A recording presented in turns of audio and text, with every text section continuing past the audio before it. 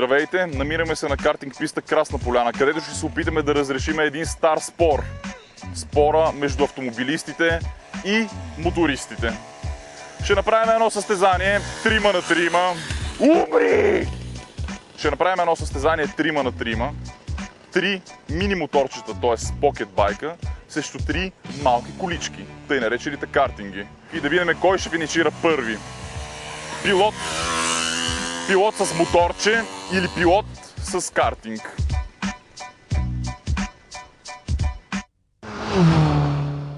Здравейте, драги зрители! Намираме се на картинг пистата в Красна поляна.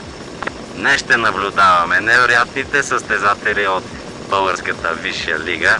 Двата отбора са разделени на мотористи, така наречените мотоциклетисти и картинг шампионите от Красна поляна. За щастие, прогнозата за времето беше доста обнадеждаваща. В момента пече знойно лятно слънце над пистата в Красна поляна. Не се очакват дъждове, не се очакват снеговалежи. Температурата е приятна, даже доста интересна, доста интригуваща. Всичко е доста предизвикателно и обнадеждаващо за този титаничен сблъсък, който вярвам ще бъде запомнен в историята на Мотопрост. 2008 година е юбилейна за това велико състезание. 20-та седмица от надпреварата започва с традиционното надбягване до болидите на състезателите. И така, започва девети кръг от това най-елитно състезание. Начало на невероятното състезание на картинг писта в Красна поляна.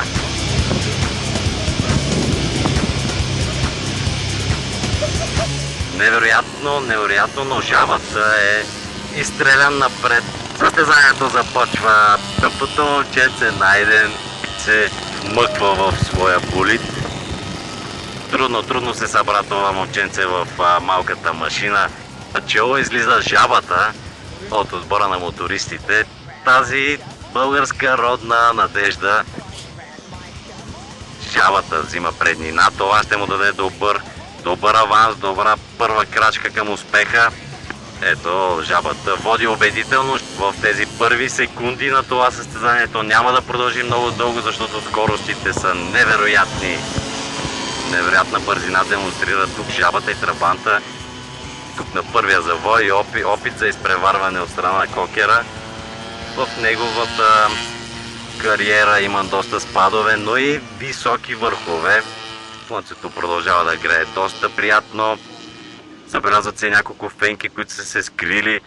Буклуци над София и цялата страна. На първо място продължава да бъде жабата, но сега на финалната права могат да се получат някои размествания в подреждането. Финал на първата обиколка. Разгледаваме вашия жабчо. Невероятна изява и ето, независимо от отчаиващия старт, трабанта излезе на първа позиция. Празнува, ликува истинският трабант.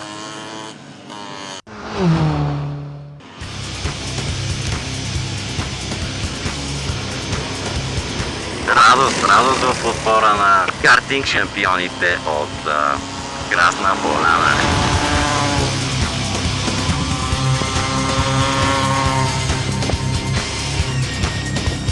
Малкият Мишо се оглежда за преследвачи зад него. Косите се веят, бълхите се реят, гумите свистят.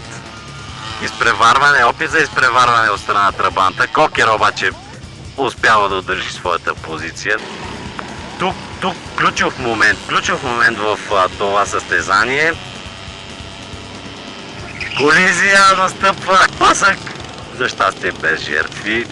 Ето в този момент тъпичкото момченце Найден тук излезе на чело.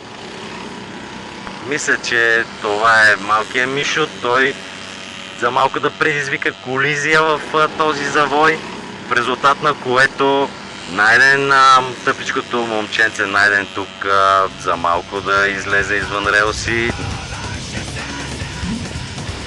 И финал, ставаме свидетели на финала на това състезание. Финал за всички състезатели. Каква това епична битка, спечелена от картинг шампионите от Красна Поляна.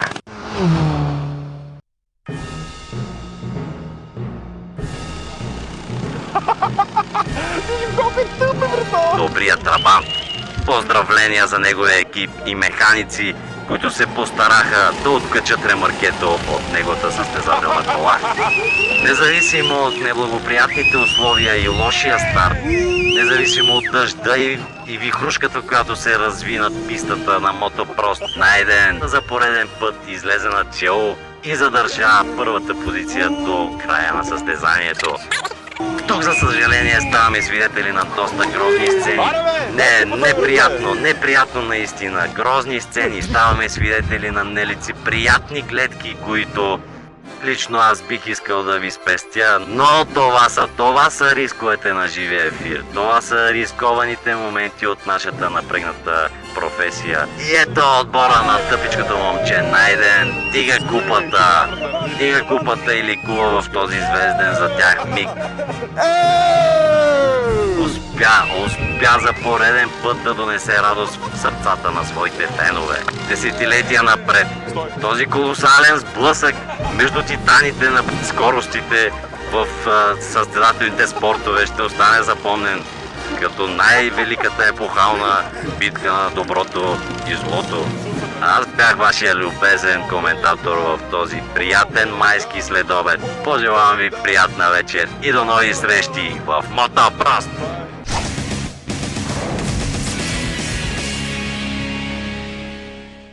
Разочарован съм от това състезание. Непрекъснато ни заплашваха да ни блъскат и тия с картингите могат да го лапат. Чувствам се прецакан от механиците ни. Че има майката. Ние сме по-добрите. Както всички видяхте, формулките, т.е. картингчетата, бяха доста по-бързи от малките моторчета. Въпреки че и тримата мотористи тръгнаха първи на старта, тъй като бяха по-бързи в тичането с свалени панталони. Ние успяхме след това да ги настигнем и накрая да ги биеме. Постоянно се налагаше ние да спираме да ги изчакваме. Аз ги изчаквах поне 10 пъти. Количките победих. Мисля, че завинаги разрешихме този спор между мотористите и автомобилистите в полза на автомобилистите. Всъщност, защо изобщо правят мотори, аз не мога да разбера. Мисля, че ги разбихме такова. По-готино е да караш количка. Това е. Точка по въпроса.